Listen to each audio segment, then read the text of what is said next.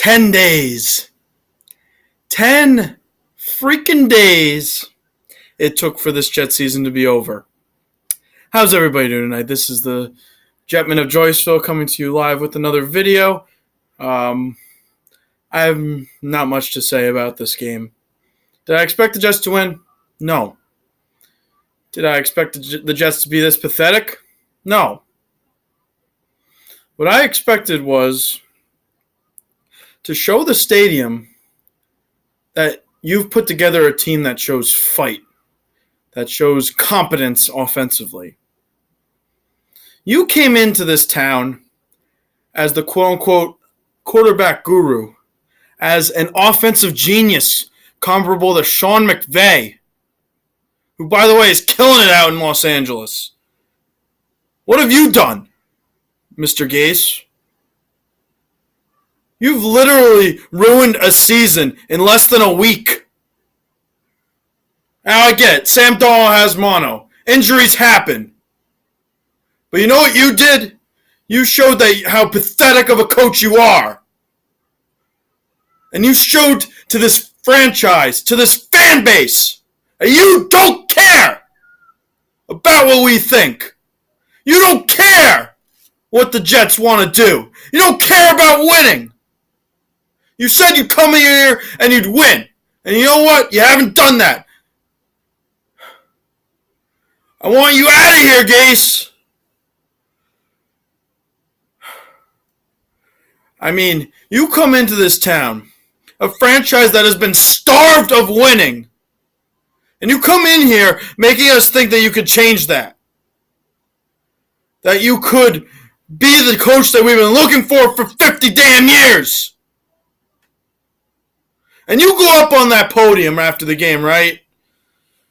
How does it feel to get blown out at home on Monday Night Football? It wasn't fun. It wasn't fun! Your offense was pathetic! Your offense couldn't move the ball until the third quarter. You didn't even get a completed pass. You didn't get cross midfield until the second quarter. That one offensive touchdown all season long! And you just come into this town and just say it wasn't fun.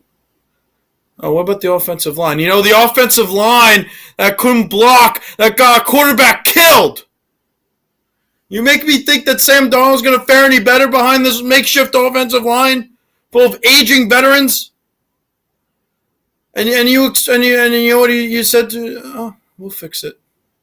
We'll fix it. How are you going to fix it? What are you going to trade for one of the good offensive linemen?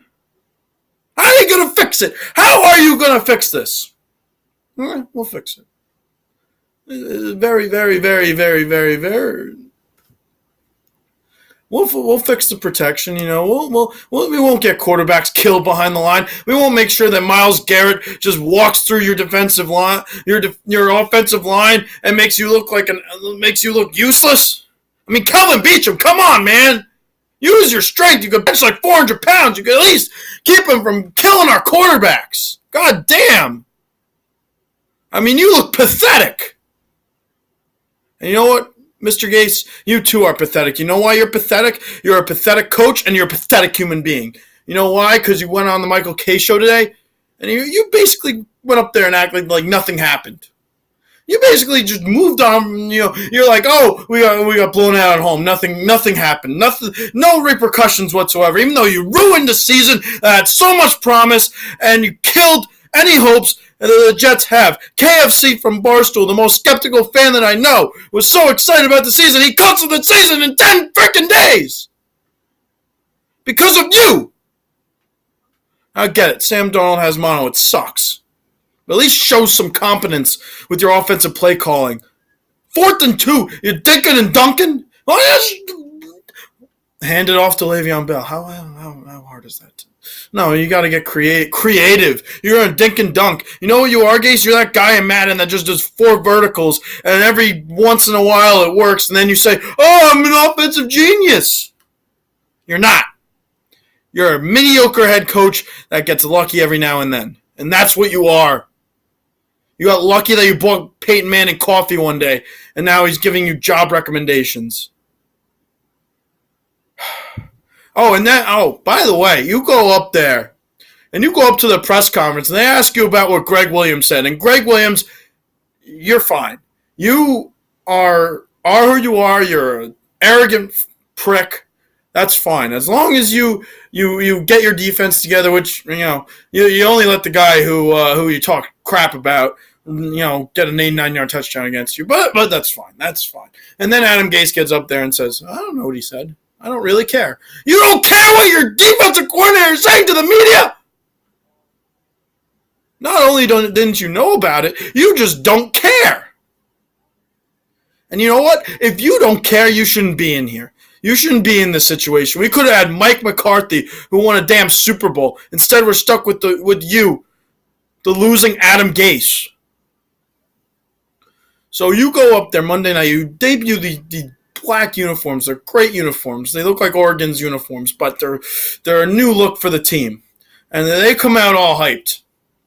First offensive possession, 3 and out. And dinks and dunks.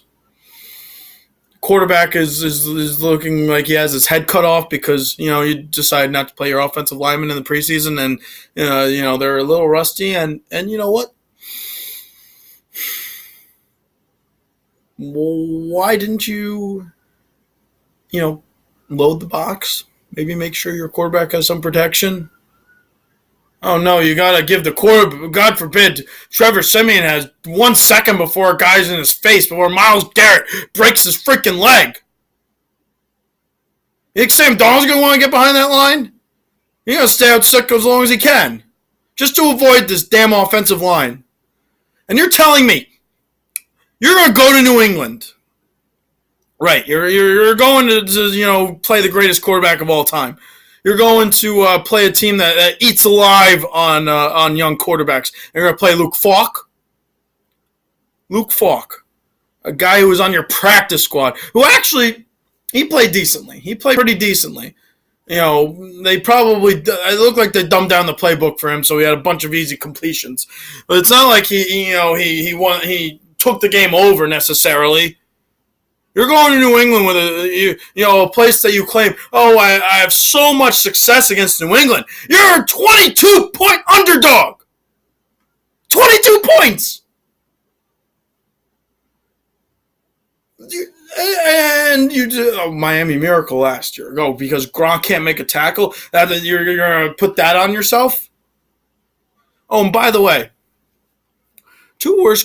probably the 2 worst teams in the NFL over the last 2 years, Jets and Dolphins, both coached by you. What does that tell you about yourself, Gaze? Do you think that you're a quarterback whisperer? Do you think you're an offensive genius? You don't throw beyond the first down marker when it's 3rd and 10. You throw a dick and dunk to Bell. I gotta give credit to Le'Veon Bell. I mean, I'm sorry, Le'Veon, that this team is just so dysfunctional. This line cannot block for you. That you have to do everything on your own. In fact, Le'Veon Bell is the 2nd-string quarterback right now. So, Bell might just have to do everything for this team. He might just have to throw to himself. Who knows? But Gase, you embarrassed yourself, and you embarrassed this team, and you made this franchise back into a laughingstock that it once was. Rex Ryan made 2 AFC championship games as bad as he was. He brought this team back to relevance. He went 8-8 with Geno Smith as quarterback. And what did you do? Make the playoff once? Get ousted in the first round? Make Ryan Tannehill from the worst quarterback in the league to the 20th best quarterback in the league, and you claim that's on you? And we could have had Mike McCarthy. He won a Super Bowl, he developed Aaron Rodgers. No. Christopher Johnson, Woody Johnson, I don't care. You screwed this team over by hiring this loser. And KFC, if you find this video and you're listening, I am 100% on your side, and I would love to rant with you someday. Because this season is freaking canceled. There's no other way around it. You're 0-2, you're going to England, you're going to get blown out by 70 points, and it's not even going to be close. And then you're going to hope Sam Darnold comes back against Philadelphia, and he's going to get eaten up because the offensive line can't protect him. And you know what? He might get a ruptured spleen, and he might die because the offensive line stinks. Because you in the off season, Mike McCagnon, who would, to his credit, he was fired. Joe, he didn't even put any money in the offensive line. Nothing. Who'd you spend it on? C.J. Mosley, hurt. Who'd you spend it on? Le'Veon Bell. He's good. But did you fix any of the other damn holes you had? If I was the Johnson brothers, man, if I was owning the team and I saw Adam Gase's press conference and Adam Gase on the Michael Kay show, I'd throw the radio out the window. I'd throw the television out the window. I would be like, you're gone, Gase. You're gone tomorrow. Pack your bags and leave.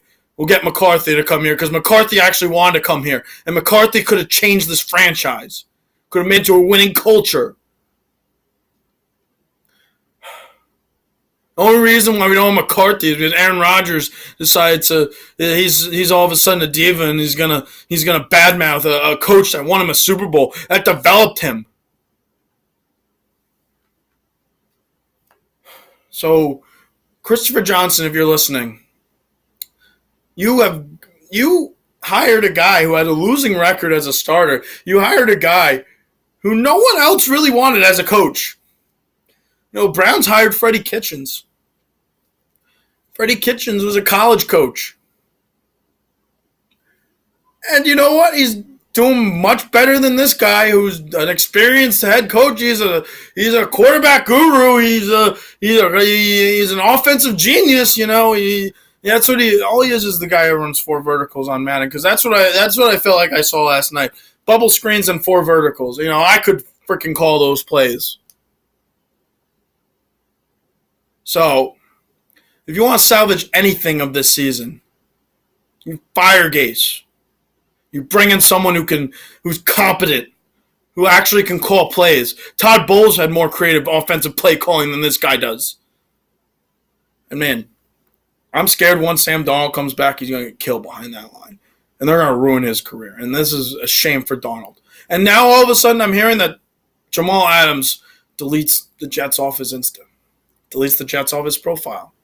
What did Jalen Ramsey just do with the Jaguars? He did the same thing. And you know what? We're going to lose another star because this organization is so dysfunctional and so inept. They can't even keep their own talent because they don't know how to freaking hire the right coach to lead a team, to get out of this losing culture. I'm tired of it.